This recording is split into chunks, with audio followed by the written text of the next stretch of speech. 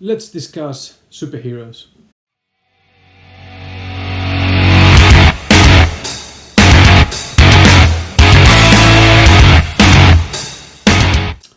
Hello, good morning, good afternoon, good evening, wherever you are in the world. It's Jose here, welcoming you to another episode of Amazing Worlds, where today I am going to be giving an introduction slash overview of the X-Men slash Wolverine, got the books there, and what I consider are sort of essential reads within the X-Men series Wolverine. So, we're going to begin from the very beginning.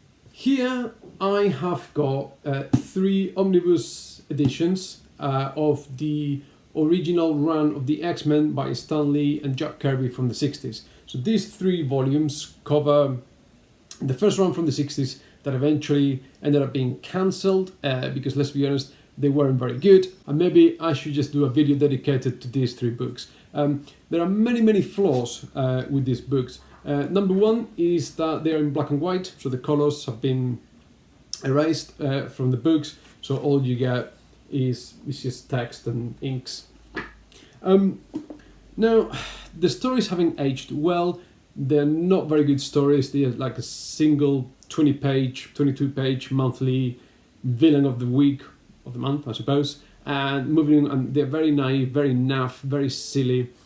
Characterization of women is atrocious. Any feminist that picks up these books will have a hiss effect.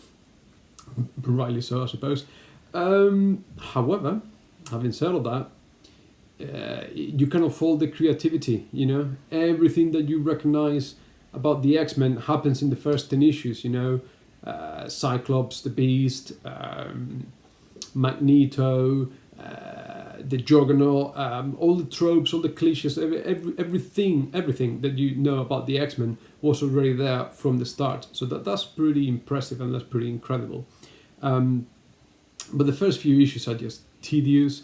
They are fairly boring. The writing hasn't aged well at all. It's very cheesy, very cheesy. It's actually put me off from buying the Omnibus collection of the first few issues of Spider-Man by Stan Lee and Steve Ditko, because if the writing is the same as this, it's been a slog getting through some of these volumes here.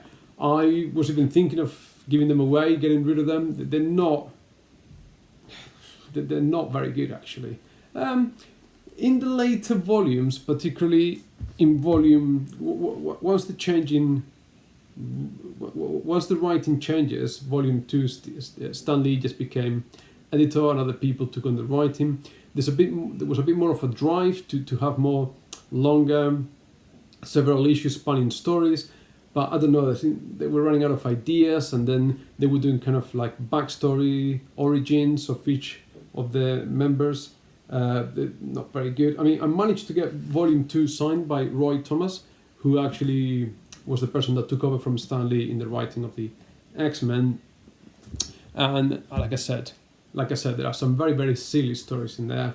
And volume 3 is a little bit better.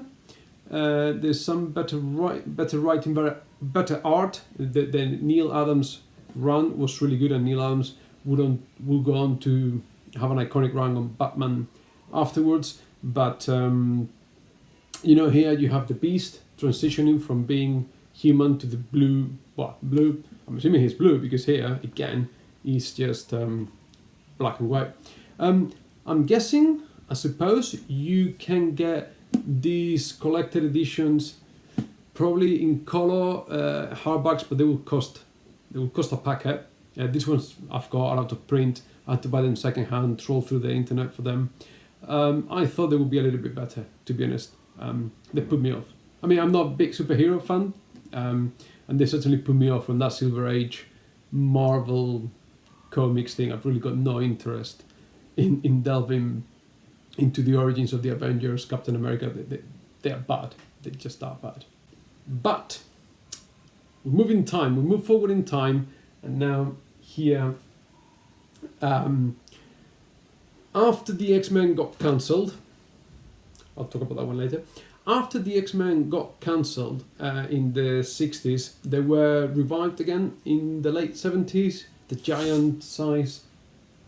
It's okay. The giant size X-Men, who brought in new writer Chris Claremont. Brilliant, amazing. Chris Claremont, the father of the modern X-Men. He relaunched the X-Men as an international group of superheroes where you got Nightcrawler from Germany, Colossus from Russia, Wolverine, Canadian, Kitty Pryde was Jewish. So it did this thing, and it totally, the storytelling and the writing was of much higher quality, and it completely revitalized and popularized the X-Men as probably one of the most popular superhero groups out there. So within that, what I would recommend getting is Origin. I think there are 3 volumes of this. You only need the first one. Origin is the one written by Bill Jemas. And this is the origins of Wolverine. The Marvel for a very long time, they held back. They didn't want to do an origin story for Wolverine. They eventually did. This one, fantastic art. This one is actually signed by, dedicated by Andy Kubert. He fantastic artist, really good. And this heavily influenced the second Wolverine movie, not the first one, written by that Muppet that completely destroyed the Game of Thrones TV show in the last season. But the second Wolverine movie, I think it was the second solo Wolverine movie, I think, the origin one. Or maybe that's the one written by the clown from Game of Thrones, I don't know. But anyway, you can forget that. This is really good as an origin of the Wolverine. And I think that, like I said, I think there are a couple more issues after, but don't need them. This is fantastic. Following from Origin, I would recommend getting Weapon X by Barry Windsor Smith. This kind of takes on from Wolverine after his origin story and his transformation into Weapon X. So basically, this is the story that tells you how he got the adamantium metal grafted into his skeleton and how he got his adamantium claws. And how he was sort of used and manipulated, mind control as a military weapon, hence Weapon X. This is a sort of quintessential Wolverine story, definitely worth checking out. Continuing from there, this is another one that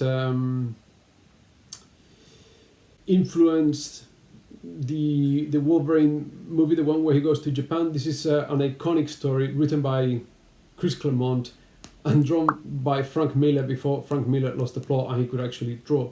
And I had the absolute pleasure, absolute fortune of meeting Chris Claremont, and he dedicated that one for me as well. Absolutely top-notch guy. He couldn't stop talking. Like I was just awestruck, meeting Chris Claremont, and he's telling me of all the times he's been to Spain and this and that and the other. Super amazing guy. So yeah, definitely a worthy addiction. This is where Wolverine, apparently we found out he's got a wife in Japan, and as I said, if you watch the movie, heavily influenced that Wolverine movie. Next, we've got the classic story, X-Men God Loves, Man Kills. Again, written by Chris Claremont. Original artist was meant to be Neil Adams, but he ended up pulling out, got into a fight with Marvel, and then Brent Anderson came in to fill in the artwork. This is a very short story. It's only about 60-something pages long. It's not written in continuity of the X-Men or Wolverine. So this doesn't collect numbers 122, whatever. No, this was written, it was meant to be a single standalone story that just features the characters from X-Men, but early 80s, experimenting with the graphic novel format.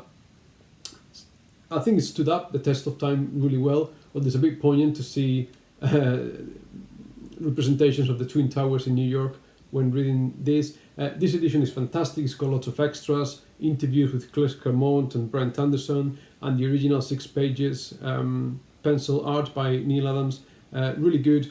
massive influence in the second X-Men movie from Fox Pictures, X2.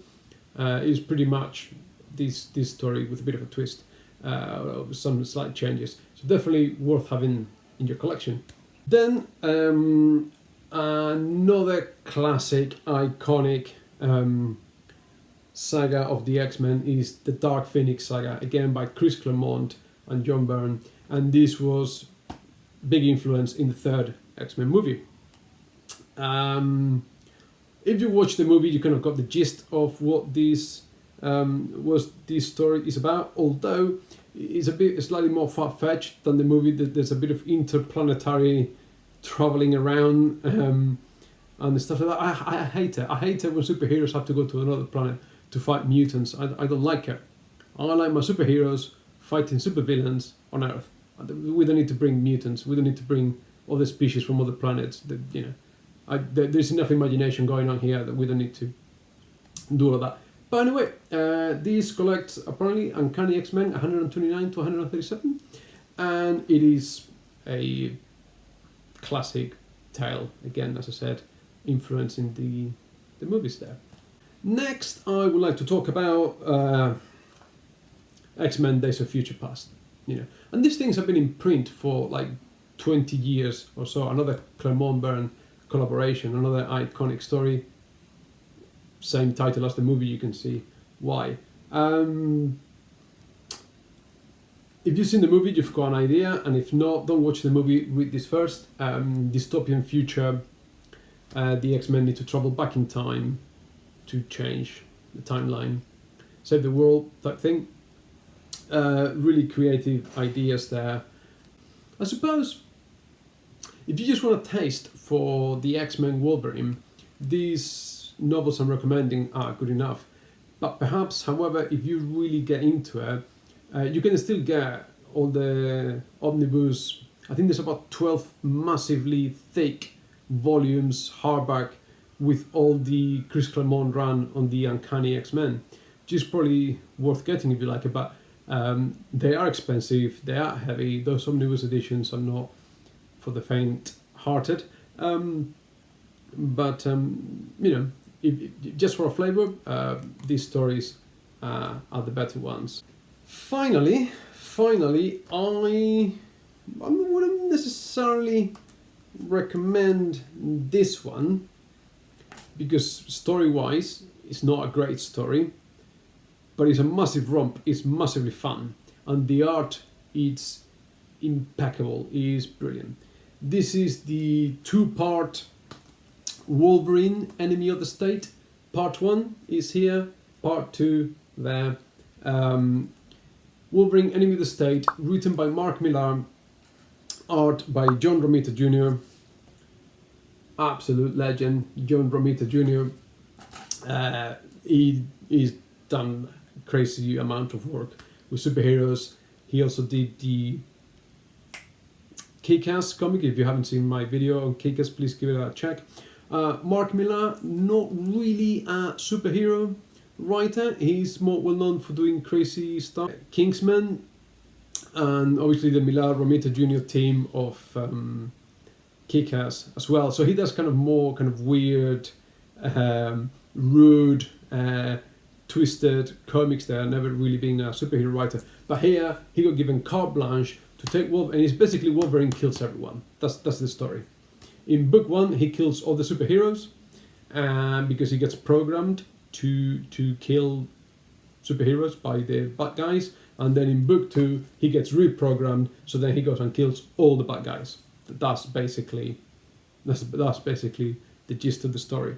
I've got this one some hardback, but because I bought them from eBay for nothing, in perfect condition. I think they cost me like £5 each or something like that, or £5 or £6 each. Ahead of a Comic-Con when I was going to meet John Romita Jr. So if you just want to have a good time, if you just want your superheroes fighting, Wolverine fighting everyone, Enemy of the State with fantastic artwork by John Romita Jr. I would recommend. Having said all of this, my collection is not really complete. I would probably like to get my hands on the Old Man Logan, but only volume 1 of Old Man Logan, to see a bit of alternate timeline, future type thing. Wolverine dealing with all the stuff. It's become quite popular.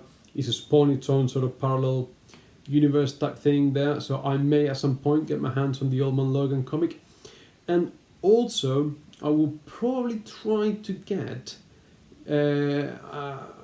It's a thick compilation written by Chris Claremont, Wolverine solo, called Madripoor Nights, and it just follows Wolverine in this fictional island of India called Madripoor, where he's just fighting different villains, and it's that time in Wolverine's career when he used to wear an eye patch and just be cool dude. He's the best at what he does, but what he does is not very nice, that thing. So anyway, that's my overview of the X-Men / Wolverine character. This has been going on for years and years and years. There's been hundreds of issues on the X-Men and Wolverine, and here I've just touched on a few stories, so I'm probably missing a few. Feel free to comment. Let me know what essential stories I haven't touched upon, what people should read, what am I missing that I should read. But anyway, second video of the day, so plenty of editing to do and get going. So now it's time for me to say thank you for watching. Please, please, please like, subscribe, spread the love, spread the message, comment, let me know. And until next time, as usual, stay happy, stay safe, take lots of care, and I'll see you next time. Bye.